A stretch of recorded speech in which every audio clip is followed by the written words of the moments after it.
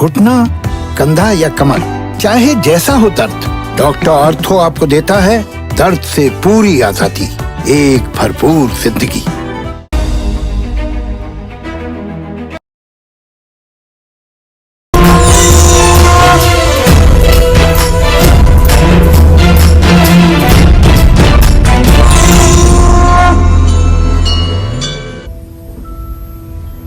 नमस्कार, आप देख रहे हैं कालचक्र। मैं हूं आपके साथ अभिलाषा पाठक और मेरे साथ हैं प्रश्न कुंडली विशेषज्ञ पंडित सुरेश पांडे जी। पंडित जी, बहुत बहुत स्वागत है। धन्यवाद। क्यों जरूरी है घर में तुलसी? क्यों बजाते हैं पूजा में घंटी? क्यों देते हैं सूर्य को अर्घ? क्यों लगाते हैं माथे पर तिलक? जानिए आस्था और विज्ञान का कनेक्शन सिर्फ कालचक्र में। हमारे शास्त्रों में लिखी गई हर बात का वैज्ञानिक आधार है। हमारे ऋषि मुनि और पूर्वज कई साल पहले हमें आचार व्यवहार, पूजा पाठ और डेली रूटीन से जुड़ी बहुत सी बातें बता चुके हैं, जिनका कुछ हद तक अमल हम आज भी करते हैं। लेकिन क्या आपको पता है, इसका नाता विज्ञान से भी है। हमारे शास्त्र, हमारी संस्कृति और हमारे पूजा पाठ का अपना एक वैज्ञानिक पहलू है और इसी से जुड़ी खास जानकारी आज आपको पंडित सुरेश पांडे जी देंगे। तो बने रहिए हमारे साथ, यानी कालचक्र के साथ, क्योंकि आज आपको हम शास्त्रों से साइंस का कनेक्शन बताने वाले हैं। और आइए अब अपनी चर्चा की शुरुआत करते हैं। सबसे पहले बात करते हैं तुलसी पूजन की। तुलसी का धार्मिक महत्व तो है ही पंडित जी, और कई बार आपने इस विषय पे हमें बताया भी है, लेकिन इसके पीछे का जो वैज्ञानिक आधार है, क्योंकि आज हम साइंस कनेक्शन बता रहे हैं अपनी पूजा पाठ संस्कृति से, तो इसके पीछे का वैज्ञानिक आधार क्या है? देखो, सबसे पहले तो अभिलाषा ये बताना चाहूँगा कि सनातन धर्म का कोई ऐसा कार्य नहीं है, कोई ऐसी पूजा पद्धति, कोई ऐसा आचरण, कोई ऐसा कार्य नहीं है जो बिना किसी प्रयोजन के हो जी, या जिसका बिना किसी सृष्टि में यथार्थ महत्व के महत्व दिया जाता हो। उसका कहीं न कहीं से कनेक्शन, कहीं न कहीं से महत्व है जी। अगर चींटी को चीनी खिलाने के लिए सनातन धर्म कहता है तो वो इसलिए कि चींटी बिल में जा करके और वहाँ ऑक्सीजन पहुँचाती हैं, उससे धरती की उर्वरा शक्ति बढ़ती है। अगर सांप को दूध पिलाया जाता है तो इसलिए कि वो कृषि को नुकसान पहुँचाने वाले कीटाणुओं का भक्षण करता है जी। तो कहने का मतलब ये है कि सनातन धर्म में कुछ भी ऐसा नहीं है। पीपल के पेड़ की पूजा होती है तो इसलिए कुछ 24 घंटा हमें ऑक्सीजन देता है जी। तो इसी क्रम में सनातन धर्म में कुछ भी ऐसा नहीं है जो बिना तथ्य के मान्यता प्राप्त हो। तो आप जान लीजिए। और मैं ये बताना चाहूँगा कि देखिए, तुलसी का धार्मिक महत्व तो सभी लोग जानते हैं, लेकिन वैज्ञानिक दृष्टिकोण से तुलसी एक औषधि है। तुलसी पूजन हर भारतीय घर की पहचान है। तुलसी पूजन से घर में मानसिक शांति, सुख, समृद्धि, सफलता प्राप्त होती है। लेकिन तुलसी का वैज्ञानिक महत्व है, इसे संजीवनी बूटी भी कहा जाता है। एक ऐसी रामबाण औषधि है जो हर प्रकार की बीमारियों में काम आती है। कैसे? अगर आपकी स्मरण शक्ति कमजोर है, कफ, श्वास या हृदय रोग की समस्या है, या ब्लड से रिलेटेड कोई बीमारी है, या इनमिया हुआ है, ब्लड की कमी है, या खांसी जुकाम ने आपको परेशान कर दिया है, या आप अस्थमेटिक हैं, दमा के पेशेंट हैं, या दांतों में आपके रोग है, तो सभी इन रोगों में तुलसी चमत्कार करती है। तुलसी एक तरह से ना सिर्फ हमारे शरीर बल्कि हमारे वातावरण को भी शुद्ध करती है। देखिए, तुलसी अगर इतना इम्पोर्टेंट न होती तो ये बात न बनती कि बिना विष्णु की पूजा में तुलसी के पहुँचे पूजा अधूरी रहेगी। मतलब भगवान विष्णु से सारा संसार है और भगवान विष्णु की पूजा तब साकार होगी जब तुलसी होगी। इसी बात से तुलसी के महत्व को समझ लीजिए कि जो समस्त ब्रह्मांड को अपने एक रोमकूप में धारण करता है, ऐसा सर्वशक्तिमान जो है, उसके लिए भी तुलसी आवश्यक है। तो इस चराचर जगत के जीव के लिए तुलसी क्यों आवश्यक नहीं है? तो तुलसी आवश्यक है। इसीलिए सनातन धर्म में हमारी देवियाँ, हमारी कुमारी कन्याएं, हमारी सुहागन महिलाएं तुलसी की दमखम लगाकर पूजा करती हैं और तुलसी के आशीर्वाद से सुखी जीवन व्यतीत करती हैं। जय मां विंध्यवासिनी। पंडित जी, तुलसी के बारे में आपने कितनी अच्छी बातें बताई हैं और वाकई ये हमारी संस्कृति का ही हिस्सा है कि तुलसी पूजन से ही दिन की शुरुआत होती है। लेकिन दिन की शुरुआत में कहते हैं कि सूर्य पूजन का भी उतना ही महत्व है। इसके पीछे का साइंटिफिक एस्पेक्ट जो है वो हम आपसे समझना चाहेंगे कि क्यों ये कहा जाता है कि भोर की शुरुआत सूर्य को अर्घ्य देकर ज़रूर करनी चाहिए। देखो, अभिलाषा ऐसा है, सामवेद का मंत्र है, चंद्रमा मनसो जातः चक्षो सूर्यो अजायतः। सूर्य को आत्मा का कारक ग्रह माना गया है और सूर्य को इस समस्त ब्रह्मांड का मूल माना गया है जी। सनातन धर्म में सूर्य को अर्घ देने का भी नियम है और इसके पीछे, सनातन धर्म को जो अर्घ देने का नियम है, इसके पीछे भी वैज्ञानिक आधार है। शरीर को शुद्ध रखने के लिए जितनी हवा की जरूरत है उतना ही प्रकाश की भी जरूरत है। शरीर में, हमारे शरीर में अलग अलग रंगों की विद्युत किरणें होती हैं। जिस रंग की हमारे शरीर में कमी होती है वो सूर्य को जल चढ़ाने से उसकी कमी पूरी हो जाती है, उसकी किरणों द्वारा वो कमी प्राप्त हो जाती है। सूर्य की किरणों का प्रभाव जल पर भी बहुत जल्दी पड़ता है। सूर्य की सप्तरंगी किरणों से अद्भुत रोगनाशक गुण पाया जाता है। ऐसे में जब हम सुबह सुबह सूर्य को जल चढ़ाते हैं तो सूर्य की किरणें हमारे शरीर के अंदर शारीरिक दुर्बलता को तो दूर करती ही हैं, सूक्ष्म से सूक्ष्म जीवाणुओं को भी नष्ट कर देती हैं।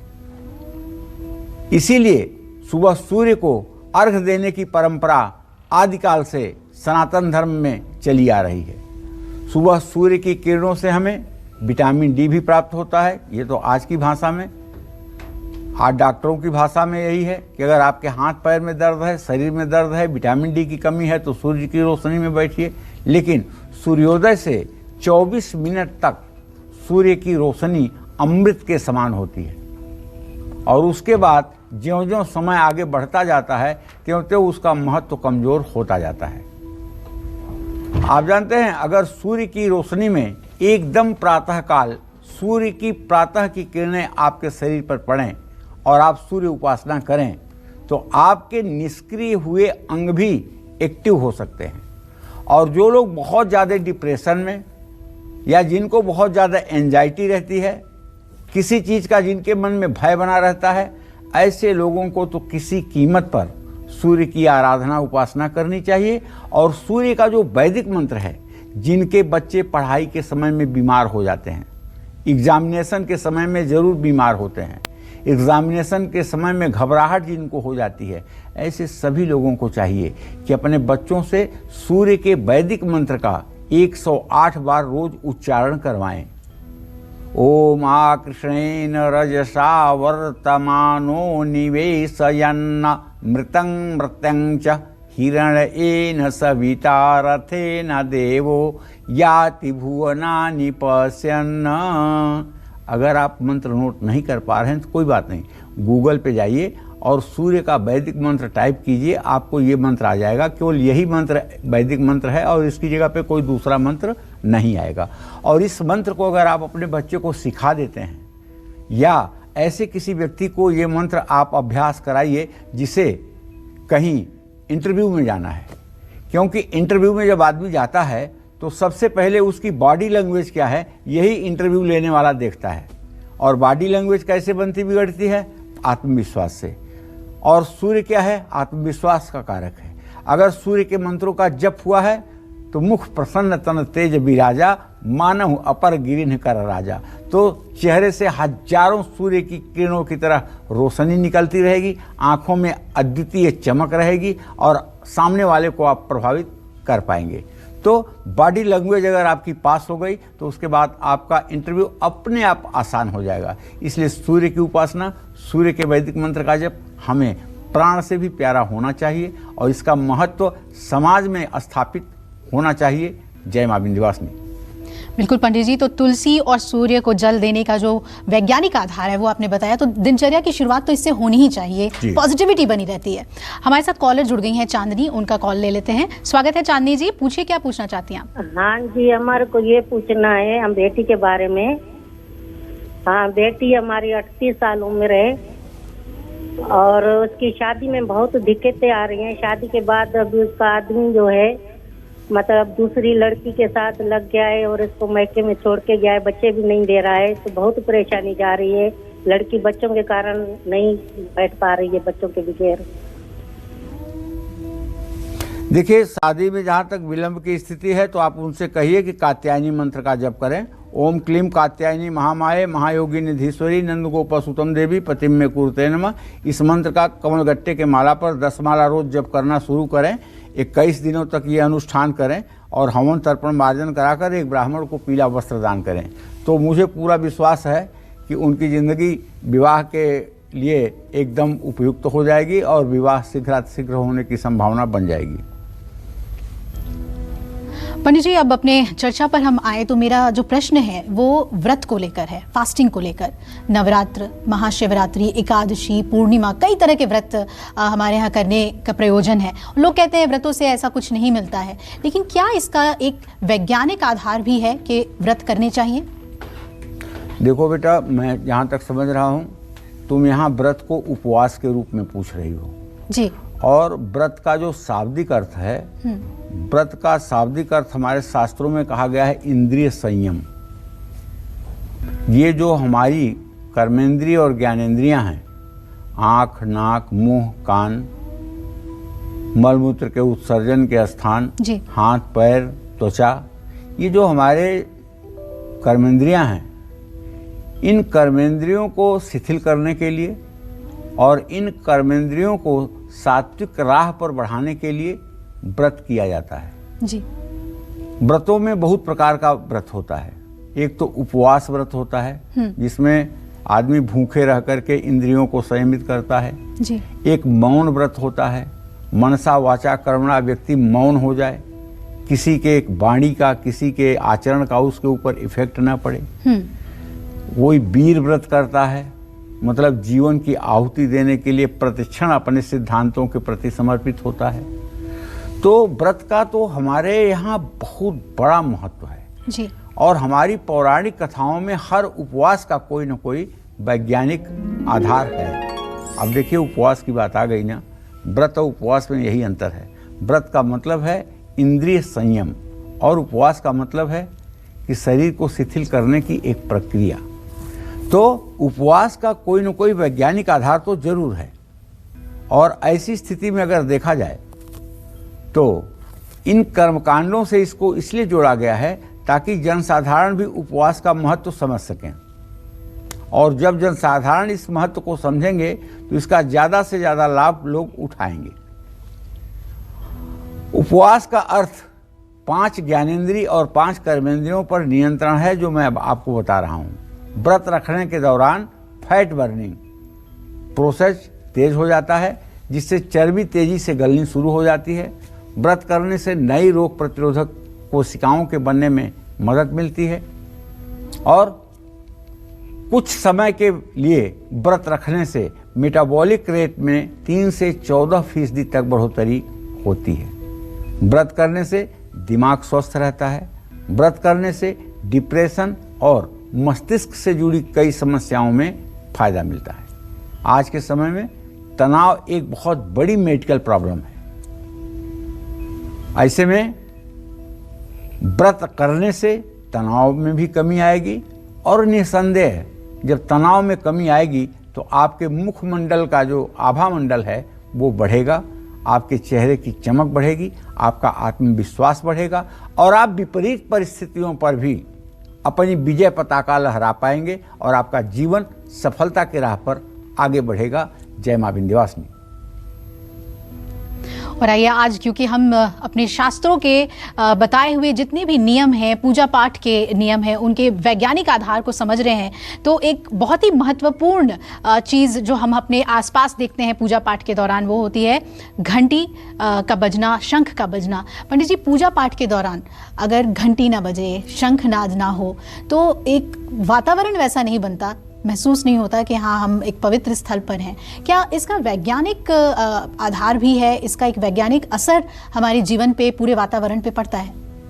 देखो, ऐसा है अभिलाषा, जिस तरह से प्रकृति में प्रदूषण होता है, उसी तरह से प्रकृति में ध्वनि प्रदूषण भी होता है जी।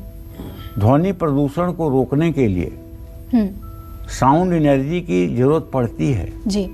और वो साउंड एनर्जी शुभ शुभ बोलने से, शंख की आवाज से, घंटी और घड़ियाल की आवाज से वो प्राप्त होती है जी। तो कहने का मतलब है कि पूजा की घंटी का महत्व तो शायद कुछ ही लोग जानते हैं, और इसका वैज्ञानिक तथ्य है कि मंदिर या किसी भी पूजा पाठ के स्थान पर पूजा की घंटी और शंख बजाने से वातावरण में जो कीटाणु हैं वो नष्ट हो जाते हैं और वातावरण पवित्र हो जाता है। शंख की ध्वनि से मलेरिया के मच्छर भी खत्म हो सकते हैं और शंखनाद से सकारात्मक ऊर्जा का सृजन भी होता है।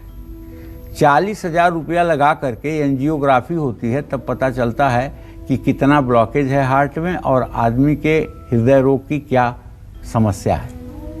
लेकिन अगर शंख नहीं बज पाता है, कोई आदमी शंख नहीं बजा पाता है, तो इसका मतलब है कि वो हृदय रोगी है, और अगर शंख बज रही है तो इसका मतलब कि उसे एंजियोग्राफी कराने की ज़रूरत नहीं है, क्योंकि हमारे फेफड़े इतने मजबूत हैं कि वो शंख अगर बजा पा रहे हैं तो इसका मतलब कि कोई हृदय रोग नहीं है। बहुत बड़ी परीक्षा है शंख ध्वनि का। और आप एक बात जान लीजिए, केवल पूजा पाठ में ही नहीं, युद्ध के मैदान में भी शंख का बजना अपने आप में महत्व रखता है। जब कुरुक्षेत्र में युद्ध की तैयारी चल रही थी, दोनों सेनाएं आमने सामने थी, तो उस समय युद्ध शुरू करने के पहले क्या हुआ था? शंखनाद। पांचजन्यम हृषिकेशो देवदत्तम धनंजय पौंड्रदध्मा महाशंख भीमकर्मा मृगोदर। पांचजन्यम हृषिकेशो, पांचजन्य नाम का शंख जो था उसे भगवान कृष्ण ने बजाया। देवदत्तम धनंजय, देवदत्त नाम का जो शंख था उसको अर्जुन ने बजाया। पौंड्रदध्मा महाशंख भीमकर्मा मृगोदर, और पौंड्रदध्म नाम का जो शंख था उसको भीम ने बजाया। तो ये शंखनाद युद्ध की तैयारी का संकेत भी देता है। इससे आत्मबल में वृद्धि होती है और शंख में प्राकृतिक कैल्शियम, गंधक और फास्फोरस की भरपूर मात्रा होती है। अगर शंख असली होगा तो उसको अपने कान के पास लगाएंगे ना, तो वो बोलेगा, और अगर शंख नकली होगा, पेरिस ऑफ प्लास्टर से बना हुआ होगा, आर्टिफिशियल होगा, तो वो बोलेगा नहीं। शंख कान के पास लगाइए तो ऐसे बोलेगा, ऐसी आवाज आएगी। तो ओरिजिनल शंख की ये पहचान है। प्रतिदिन शंख फूंकने वाले को गला और फेफड़े दोनों का रोग नहीं होता है। ये जो आज कोरोना हो रहा है और जल्दी से लोग कह रहे हैं कि ऑक्सीजन लेवल नीचे जा रहा है, ऑक्सीजन लेवल नीचे जा रहा है। अरे मैं कहता हूं कि अगर कोई प्राणायाम करता हो, और वो भी प्राणायाम नाड़ी शोधन प्राणायाम करता हो, उसका ऑक्सीजन लेवल नीचे ले जाके दिखाइए। अगर कोई रोज शंख बजाता है तो उसका ऑक्सीजन लेवल नीचे ले जाके दिखाइए। सवाल ही नहीं उठता है। आज जिस ऑक्सीजन के लिए मारामारी हो रही है, जिस ऑक्सीजन लेवल को मेंटेन करने के लिए जद्दोजहद हो रहे हैं, अगर हम रोज शंख बजाएं, अगर हम नाड़ी शोधन प्राणायाम करें, तो इस रोग से तो हम बच सकते हैं। शंख बजाने से स्मरण शक्ति भी बढ़ती है। इस बात को आप जान लीजिए। ब्राह्मी वटी खाने से जो लाभ मिलता है, वो शंख बजाने से बिना ब्राह्मी वटी के भी वो लाभ मिलता है। क्यों? मेमोरी पावर बहुत जरूरी है। आप चाहे जितने बड़े विद्वान हों, अगर आप पढ़ते हैं और भूल जाते हैं, कोई मतलब नहीं। अगर आपकी रिकॉल मेमोरी स्ट्रांग नहीं है, अगर आप अपने मेमोरी को तुरंत वापस नहीं ला पाते हैं तो फिर तो सब कुछ पढ़ना लिखना ज्ञान सब बेकार है। क्योंकि अगर समय पर चीज़ें याद नहीं आती हैं, समय पर चीज़ें प्रकट नहीं होती हैं, फिर उसका होना न होना बराबर है। अस्त्र और शस्त्र आपके पास है, लेकिन युद्ध शुरू हो गया, युद्ध में आपके पास अस्त्र शस्त्र नहीं है, उसके बाद में अस्त्र शस्त्र होकर के ही आप क्या करेंगे? तो इसलिए शंखवादन से स्मरण शक्ति बढ़ती है, इसका ध्यान देना चाहिए। और हमें चाहिए कि अपने घरों में, देखिए मेरा आग्रह है आपसे, अपने घरों में एक बजने वाला शंख, एक दक्षिणावर्ती शंख, एक घंटी और ईशान कोण में एक तुलसी का पौधा, और घर में ईशान कोण में एक चांदी के बर्तन में या पीतल के बर्तन में गंगा जल, एक लाल कपड़े में रामचरितमानस और श्रीमद् भगवद गीता की पुस्तक, इतना तो हर सनातन धर्मी के घर में होना चाहिए।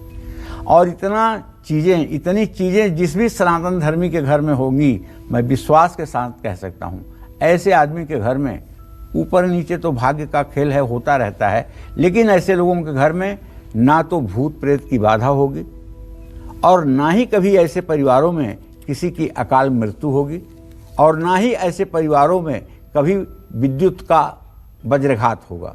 इन चीज़ों से ये चीज़ें जरूर बचाएंगी। जय मां विंध्यवासिनी।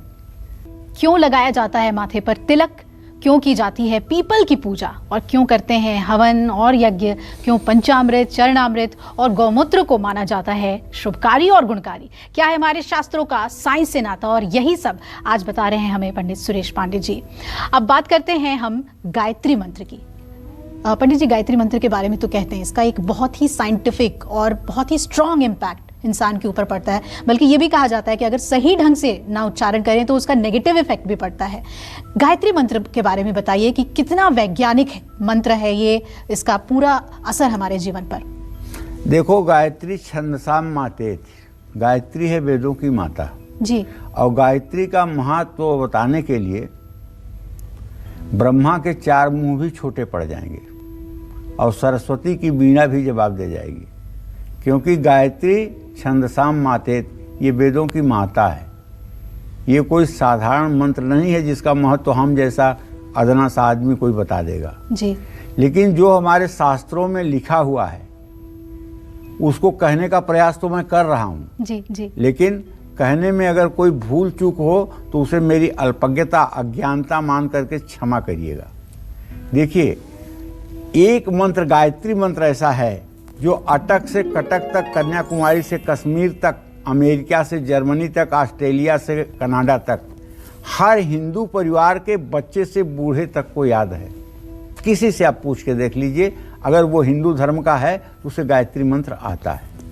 यही एक ऐसा मंत्र है जो संपूर्ण ब्रह्मांड में सभी लोगों को आता है।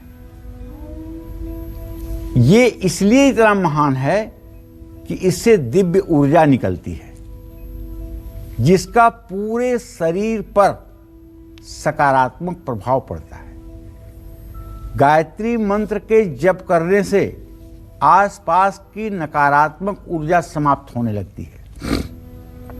ये मंत्र शरीर को हानि पहुंचाने वाले सूक्ष्म जीवों को भी नष्ट करते हैं। कभी आपने सोचा कि आखिरकार गायत्री का इतना महत्व क्यों है?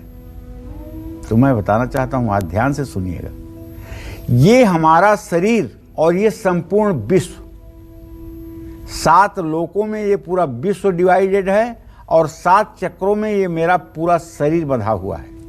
यद पिंडे तद ब्रह्मांडे, जो इस पिंड में है वही ब्रह्मांड में है। तो 7 चक्र जो हमारे शरीर में माने जाते हैं, वो पहला चक्र जो गुदा मार्ग पर होता है उसका नाम है मूलाधार, जो लिंग मूल पर है उसका नाम है स्वाधिष्ठान, जो नाभि पर है उसका नाम है मणिपूरक, और जो हृदय पर है उसका नाम है अनाहत, और जो कंठ पर है उसका नाम है विशुद्धि, और जो त्रिकुटी पर है उसका नाम है आज्ञा, और जो एकदम ऊपर है उसका नाम है सहस्रार। कितने चक्र हुए? 7। इन 7 चक्रों का जिसका जागरण हो जाए वही व्यक्ति ईश्वर से कम नहीं होता है। और इन चक्रों में 3 चक्रों का जागरण तो बिना प्रयास के भी हो जाता है, लेकिन चौथे चक्र से जागरण बिना प्रयास के नहीं होता है। तो कहने का मतलब गायत्री में जो एक मंत्र छिपा हुआ है उसकी व्याहृति कभी आपने उसको अगर देखा होगा तो आज मैं आपको बता रहा हूं। उन 7 चक्रों को ये 7 अक्षर, ये 7 शब्द एक्टिवेट करते हैं। वो क्या है? ओम भू, ओम भुवः, ओम स्वः, ओम महः, ओम जनः, ओम तपः, ओम सत्यम, ओम तत्सवितुर्वरेण्यं भर्गो देवस्य धीमहि धियो जो नः प्रचोदयात्, आपो ज्योतिरसो अमृतम ब्रह्म भूर्भुवः स्वरोम। अब आप भी समझ गए होंगे कि 7 चक्रों को एक्टिव करने के लिए इन 7 व्याहृतियों से प्राणायाम किया जाता है।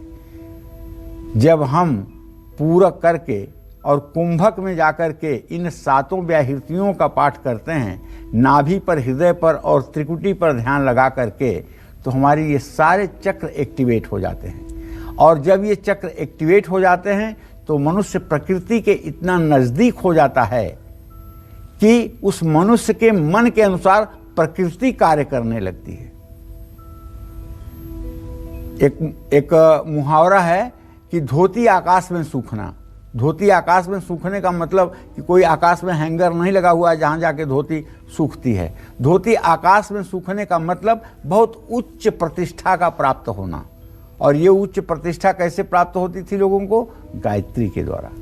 तो इसलिए गायत्री में 24 अक्षर है, गायत्री के 24 देवता है, गायत्री की 24 जो है वो स्वरूप है, इतने पुष्प हैं। तो गायत्री बहुत बड़ी चीज है। और गायत्री के प्रभाव को जानते हैं। अगर किसी को डर लग रहा है तब भी गायत्री मंत्र पढ़ लेता है। अगर किसी को कोई संकट आए तब भी गायत्री पढ़ लेता है। अगर पूजा में कोई बैठा अपने को पवित्र करना चाहता है तब भी गायत्री पढ़ लेता है। मतलब गायत्री ऐसा कोई प्रयोग नहीं जहां प्रयोग न होती हो।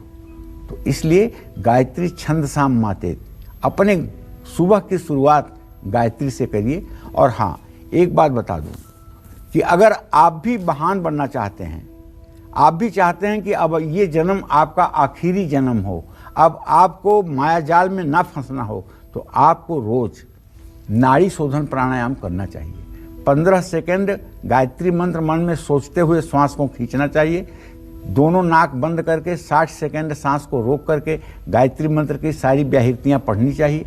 और उसके बाद 30 मिनट तक दाहिनी नाक से सांस छोड़ते हुए गायत्री मंत्र का उच्चारण मन में करते रहना चाहिए। ये 5 आवृत्ति करने से ये प्राणायाम जागृत होता है और इसकी जो परिणति होती है वो ध्वस्ती, प्राप्ति, संबित और प्रसाद के रूप में होती है। ध्वस्ती का मतलब कि आपके शरीर का सारा रोग ध्वस्त हो जाए, इसको कहते हैं ध्वस्ती। प्राप्ति माने किसी चीज की आपको इच्छा है और वो इच्छा आपकी अनायास पूरी हो जाए, इसको कहते हैं प्राप्ति। संबित का मतलब ग्रह गोचर प्रकृति के बारे में आपको ज्ञान हो जाए, तो ये है संबित। और प्रसाद की अवस्था का मतलब कि आप ऋषि मुनि की तरह एक जगह बैठ जाएं और सारे कार्य आपके अनायास, आपके बिना संकल्प के होते रहें, तो ये प्रसादावस्था है। मार्कंडेय पुराण में इसका विधिवत वर्णन आता है। और जो लोग इसके इच्छुक और जिज्ञासु हों, इस पर विशद जानकारी लेना चाहें, उन्हें मार्कंडेय पुराण पढ़ना चाहिए। जय मां विंध्यवासिनी। तो आज गायत्री मंत्र का जो वैज्ञानिक आधार है और कितना लाभ है उसका हमारे जीवन पे, उसके बारे में पंडित जी आपने हमें बताया। आज ये बहुत ही विशेष चर्चा है क्योंकि आस्था और विज्ञान के कनेक्शन को हम बता रहे हैं। हर धार्मिक कार्य को आपने देखा होगा कि यज्ञ या हवन के बिना उसे अधूरा माना जाता है, लेकिन इसका वैज्ञानिक आधार क्या है? पंडित जी, ज़्यादातर हम देखते हैं कोई भी शुभ काम हो तो हवन ज़रूर हो, यज्ञ ज़रूर हो, और इसे लोग बहुत अच्छा भी मानते हैं, एक अलग ही पॉजिटिविटी बनती है। इसका वैज्ञानिक आधार क्या है? इसका बहुत बड़ा वैज्ञानिक आधार तो ये है कि भारत की संस्कृति में जितना सूर्य पूजन का महत्व है अभिलाषा, उससे कम अग्नि के पूजन का महत्व नहीं है। अग्नि पूजन का भी उतना ही महत्व है जी। अग्नि वैसे तो 7 प्रकार की होती है, ठीक है जी, लेकिन 3 प्रकार की अग्नि प्रमुख है। वो 3 प्रकार की अग्नि कौन कौन सी है? एक तो है जठराग्नि, जो हमारे शरीर में रहती है, जो भोजन को डाइजेस्ट करने में मदद करती है। और एक है बड़वाग्नि, जो समुद्र में रहती है, जो समुद्र के सतह को मेंटेन करती है। नहीं तो समुद्र में इतने नदियों का पानी मिल रहा है, समुद्र में भी बाढ़ आ जाए ना, समुद्र में बाढ़ क्यों नहीं आती है? बड़वाग्नि उसके जल को संयमित रखता है। और तीसरी है दावाग्नि। दावाग्नि वो होती है जो लोगों का घर जलाती है, जिससे लोगों के खलिहान जल जाते हैं, जिससे बड़ी बड़ी बिल्डिंगें जल के राख हो जाती हैं, जंगल जल के राख हो जाते हैं। विनाशकारी अग्नि। विनाशकारी, उसको दावाग्नि कहते हैं। तो इसी तरह से भारतीय संस्कृति में अग्नि को बहुत ही पवित्र माना गया है। कहते हैं ना, अबला का नहीं कर सके, का नहीं सिंधु समाए, पावक का नहीं जाय सके, काल का ही नहीं खाए। अग्नि से जुड़ा एक प्रमुख संस्कार है, वो है हवन। इसे अग्निहोत्र भी कहते हैं। यज्ञ इसी का विस्तृत स्वरूप है। वेदों में कहा गया है कि हवन उतना ही जरूरी है जितना व्यक्ति के लिए जल। जब हवन में जौ, तिल, कस्तूरी, केसर, चंदन, इलायची, गुग्गल, घी, चावल, शहद, छुहारा, गिलोय, शक्कर, नागरमोथा, कूट, छणीला, जटामासी, सुगंध वाला, देवदारू का चूरा, चंदन भूरा, ये सारी सामग्रियां जब डाली जाती हैं तब इनका सबसे पहला लाभ वातावरण को मिलता है। इससे वातावरण शुद्ध होता है। पॉल्यूशन जो आज लोग कह रहे हैं कि बहुत तेजी से गर्मी बढ़ रही है और बहुत तेजी से बर्फ के पहाड़ पिघल रहे हैं, अगर ऐसा होता रहा तो सन 2050 तक बॉम्बे अपनी जगह पे नहीं रह जाएगा। पूरा मतलब कि तबाही ही तबाही आ जाएगी, जलजला ही जलजला आ जाएगा। क्यों?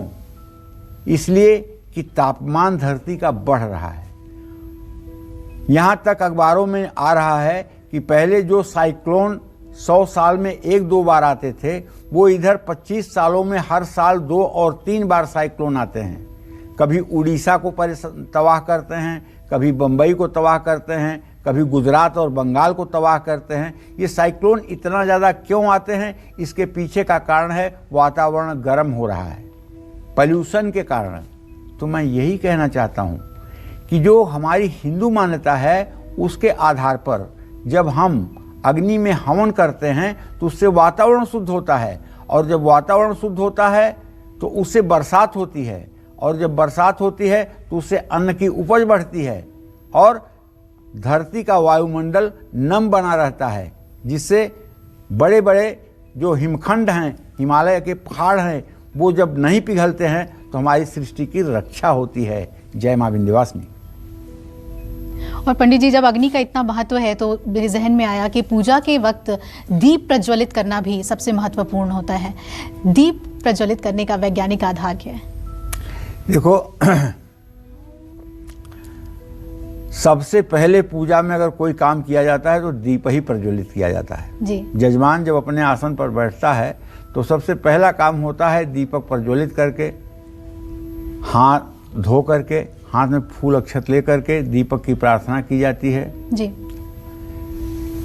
कि हे दीप देवता, यावत कर्म समाप्ति स्यात् तावत त्वं सुस्थिरो भव। तो जब तक इस कर्म की समाप्ति न हो तब तक आप स्थिर रहें। भो दीपम देव रूपस्त्वम कर्म साक्षी है विकृत, यावत कर्म समाप्ति स्यात् तावत त्वं सुस्थिरो भव। हिंदू परंपरा में पूजा के दौरान दीपक जलाने की मान्यता है। दीपक वह पात्र है जिसमें घी या तेल डाल करके सूत की ज्योति जलाई जाती है। दीपक की ज्योति का धुआं एयर प्यूरिफायर का काम करता है। शुद्ध घी या शुद्ध तेल की सुगंध हवा में मौजूद हानिकारक कणों को बाहर निकालती है। शुद्ध देसी घी का दीपक वातावरण में ऑक्सीजन की मात्रा को बढ़ाता है। आपका घर और शरीर रेडियो एक्टिव वेव के बुरे प्रभावों से काफ़ी हद तक बच जाता है। शरीर पर खतरनाक वायरस और बैक्टीरिया प्रभाव नहीं डालते हैं। तेल का दीपक जलाकर पूजा करने से पूजा करने वाले के चारों तरफ बहुत पतला सुरक्षा कवच बन जाता है, जिससे उसे किसी प्रकार का नुकसान नहीं होता है। और अगर आपने दीपक जलाया होगा तो आपने दीपक की बहुत सी चीज़ें देखी होंगी। दीपक सिग्नल भी देता है। अगर दीपक की जो बत्ती है जलती है, उसके ऊपर जाकर के फूल की तरह आकृति बन जाए उसी बत्ती की, तो आप समझ लीजिए कि आपकी मनोकामना पूरी होने वाली है।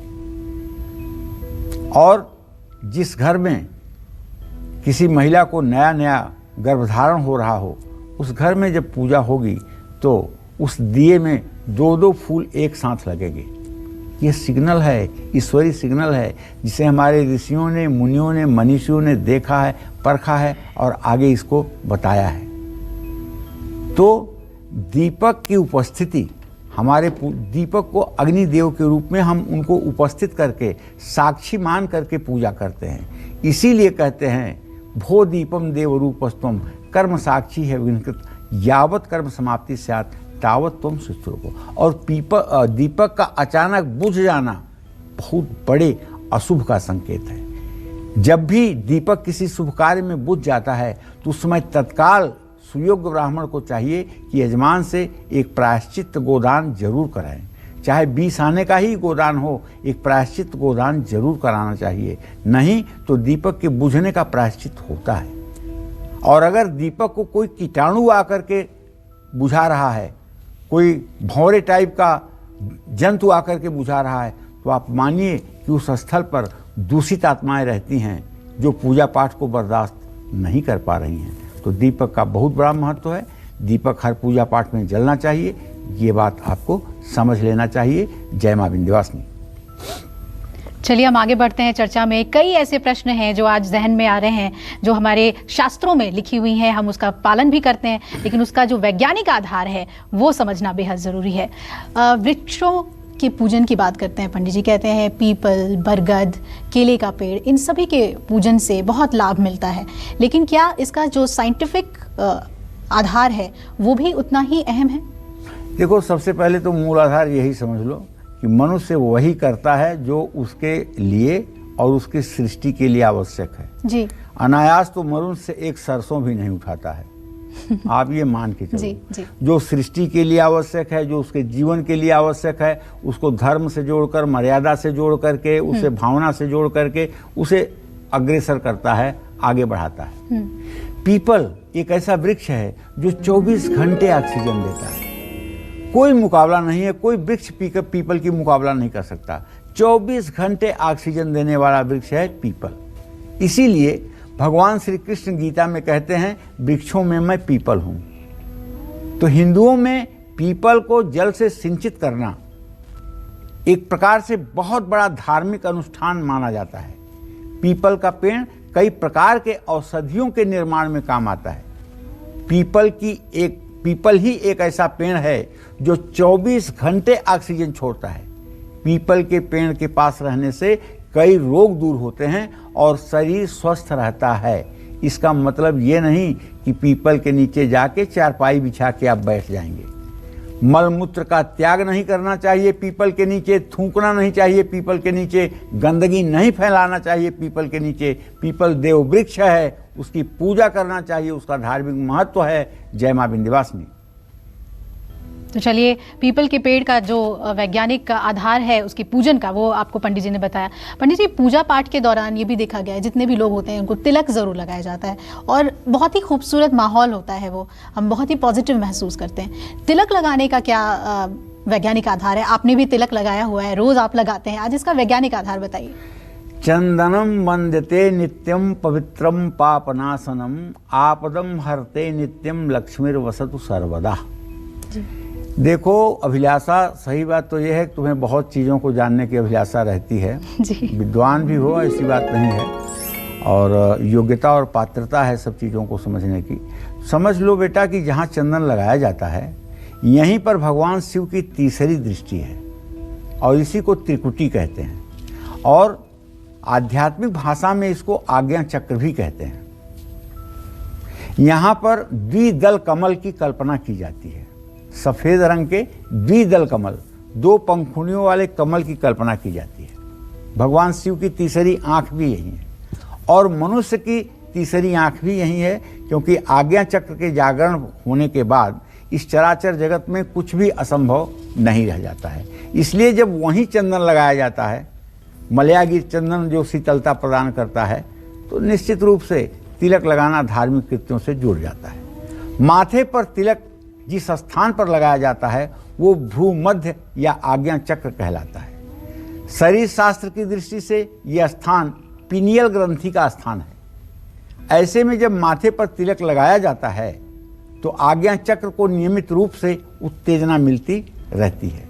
इसीलिए कहते हैं ना, आत्मा तुम गिरजामति सहचरा प्राणा शरीरम गृह पूजा ते विषय उपभोग रचना निद्रा समाधि स्थिति संचार पदो प्रदक्षिण विधि स्त्रोताड़ि सर्वागिरो यद कर्मम क्रियते तदखिलम संभो तो आराधनम। जय मां विंध्यवासिनी। हमारी आस्था से कैसे जुड़ा है विज्ञान, हमारी परंपराओं, हमारी संस्कृति, हमारे रीति रिवाजों से क्या है विज्ञान का रिश्ता, और यही आज कालचक्र में हम पंडित जी से जान रहे हैं। चलिए इसी कड़ी में थोड़ा आगे बढ़ते हैं और अब बात करते हैं गोमूत्र, चरणामृत और पंचामृत की। गोमूत्र को तो शास्त्र और साइंस दोनों ने गुणकारी माना है, कई रिसर्च हुए हैं और इसके और भी बहुत से साइंटिफिक पहलू हैं। वो क्या है और कैसे इसका प्रयोग अपने दैनिक जीवन में हमें करना चाहिए, पंडित जी ये बताएं। देखिए, अब जो 3 चीज़ों की बात हम करेंगे, गोमूत्र की या चरणामृत की या पंचामृत की, ये सचमुच में अमृत है। सनातन धर्म में घर में गौमूत्र के छिड़काव पर भी जोर दिया गया है और जिन घरों में ज़्यादा नकारात्मक ऊर्जा है, जिन घरों में ज़्यादा लोग मायूस रहते हैं, वहाँ गौमूत्र का छिड़काव अमृत की तरह फायदेमंद है। इसका वैज्ञानिक आधार है। क्या आधार है भाई? गोमूत्र की गंध जो होती है बहुत तेज होती है, इसमें एसिड की मात्रा ज़्यादा होती है। घर के वातावरण में मौजूद बैक्टीरिया इस गंध और एसिड के प्रभाव से खत्म हो जाते हैं। इससे परिवार के सदस्यों का स्वास्थ्य ठीक रहता है। जानते हैं, पहले जहाँ भी पूजन होती थी तो उसको गाय के गोबर से लीपा जाता था और उसके ऊपर आटा से चौक बनाया जाता था, फिर उसके ऊपर पूजा पाठ होती थी। लेकिन अब फर्श कच्ची है, पहले थी, अब पक्की फर्श है। अब गाय के गोबर से कैसे लेपन करेंगे, अब कैसे उसको शुद्ध बनाएंगे? तो भाई, पानी में जैसे आप फिनाइल डालते हैं वैसे थोड़ा सा गोमूत्र डाल करके जहां आपको पूजा करना हो वहां पोंछा लगा करके अगर आप पूजा करें तो शायद वहां की नेगेटिविटी दूर हो जाएगी। चरणामृत तांबे के बर्तन में रखा जा सकता है और इसका जल पीने से शरीर रोग मुक्त होता है। दूध, दही, घी, शहद और शक्कर को मिलाकर के पंचामृत बनाया जाता है। ये 5 चीज़ें शरीर को शुद्ध और निरोगी रखती हैं और 5 तत्वों को संतुलित रखती हैं। पंचामृत से शरीर की रोग प्रतिरोधक क्षमता तेजी से बढ़ती है और कहते हैं कि जो लोग पंचामृत का सेवन करते हैं या चरणामृत का सेवन करते हैं उनकी अकाल मृत्यु नहीं होती है। जय मां विंध्यवासिनी। चलिए अब शुरू करते हैं अपना आज का स्पेशल सेगमेंट और इस स्पेशल सेगमेंट में पंडित जी से नमस्कार और प्रणाम करने का वैज्ञानिक आधार जानते हैं। नमस्कार करने की आदत कैसे हमारे शरीर और परिवार दोनों को पॉजिटिव रखती है, शुभ रखती है और अच्छा हमें उसका लाभ मिलता है, ये बताइए पंडित जी। सच बात है, ये बहुत बड़ी बात है। नमस्कार, अभिवादन, प्रणाम, ये सचमुच में एक प्रकार का सम्मान है, एक संस्कार है। प्रणाम करना एक यौगिक प्रक्रिया भी है, इसका वैज्ञानिक आधार भी है। नमस्कार करने से निर्मलता बढ़ती है, मन शांत रहता है।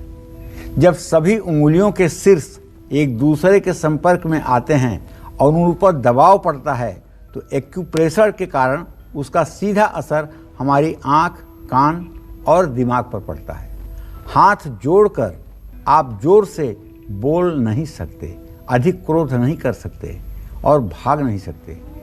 ये एक ऐसी मुद्रा है, एक ऐसी पद्धति है जिसमें एक मनोवैज्ञानिक दबाव होता है। इस तरह नमस्कार करने से आपका क्रोध हमेशा नियंत्रित रहता है। बहुत बड़ी बात है, प्रणाम करने की इस मुद्रा में बहुत बड़े गूढ़ रहस्य छिपे हुए हैं और इससे हमारा शरीर जिन तरंगों के प्रभाव में आता है वो तरंगें बड़ी ही शुभकारी और हमारे साहस के स्तर को ऊपर उठाने वाली और दुस्साहस से भी बचाने वाली होती हैं। इसलिए प्रणाम, नमस्कार की मुद्रा अपने आप में एक अद्वितीय मुद्रा है। चाहे ईश्वर को प्रणाम करना हो, चाहे अपने गुरु को साष्टांग दंडवत करना हो, सब अपने आप में बहुत अनुपम है। बहुत से लोग ऐसे हैं प्रणाम और नमस्कार करते हैं लेकिन जानते ही नहीं है प्रणाम की विधा क्या है। पहले के ज़माने में राजा महाराजा साधु संतों के यहाँ, बड़े बड़े ऋषि मुनियों के यहाँ जाते थे तो साष्टांग दंडवत होकर के लेट करके अपने दाहिने हाथ की तर्जनी उंगली उनके बाएं पैर के अंगूठे पर, बाएं पैर की अंगूठी दाहिने, इसी तरह से तर्जनी उंगलियों को रख करके और ऋषि मुनि की पॉजिटिव एनर्जी को अपने शरीर में लेते थे, जिससे उनके कलमश का, उनके अंदर की कालिमा का समापन हो जाता था और वो पवित्र हो जाते थे। तो ये बात भी ध्यान देने योग्य है। और पंडित जी, इस कोरोना काल में तो नमस्कार ने हमें संक्रमण से बचने से ज़्यादा बचाया है, हाथ मिलाने के बजाय। ये बताइए कि जो पैर छूने का हमारे यहाँ रिवाज है बड़ों को, हालांकि बहुत लोग अब हिचकते भी हैं इससे, मैं चाहूँगी आप इस पर ज़रूर विशेष प्रकाश डालें कि प्रणाम करने से, पैर छूने से कितना फ़ायदा होता है व्यक्ति को। देखो, पैर छूने से ना कोई फायदा वायदा होता नहीं है। घुटना छू लिया, जांग छू लिया, टखना छू लिया, उसका कोई मतलब नहीं है। झुकना नहीं चाहते? नहीं झुको, लेकिन जब तक आप अंगूठा नहीं छू लोगे पैर का तब तक आपको कुछ मिलने वाला नहीं है। सामने वाले का अंगूठा आपने अपने अंगूठे से स्पर्श किया नहीं कि उसकी सारी पॉजिटिव किरणें आपके अंदर प्रवेश कर जाएंगी जी। और देखते ही देखते आपके चेहरे की रंगत बदल जाएगी। तो प्रणाम में पैर का अंगूठा छूने का अपने आप में जो महत्व है वो है। हमारे सिर को उत्तरी ध्रुव और पैर को दक्षिणी ध्रुव माना गया है। चुंबकीय ऊर्जा सिर से प्रवाहित होती है और हमारे पैरों तक जाती है। हमारे पैरों में ये ऊर्जा असीमित मात्रा में रहती है। जब हम किसी भी व्यक्ति के पैर को छूते हैं तो उस व्यक्ति के शरीर की सकारात्मक ऊर्जा हमारे हाथों की उंगलियों से हमारे शरीर में आती है। इसे कॉस्मिक एनर्जी का प्रवाह कहते हैं। इसलिए कमजोर ताकत वाला आदमी भी किसी तपस्वी साधक या अच्छे व्यक्ति के पैर का अंगूठा छू करके अच्छाई के रास्ते पर चल सकता है। जय मां विंध्यवासिनी। पंडित जी, आज आपने बहुत अच्छी चीज़ें बताई और मुझे उम्मीद है कि हमारे दर्शक समझेंगे कि सिर्फ धार्मिक महत्व नहीं है, इसका एक वैज्ञानिक महत्व है, तो और भी विश्वास से इन सभी नियमों का पालन करेंगे। बहुत बहुत धन्यवाद आपका। धन्यवाद।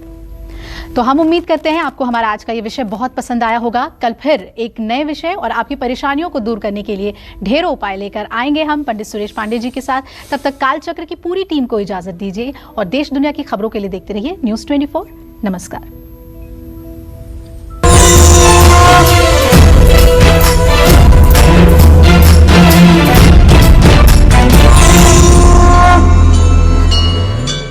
खास जड़ी बूटियों से बना पेट सफा आयुर्वेदिक चूर्ण आज ही ले आएं। पेट सफा पहली रात से ही असर दिखाता है और इसकी आदत भी नहीं पड़ती। पेट सफा, हर रोग दफा।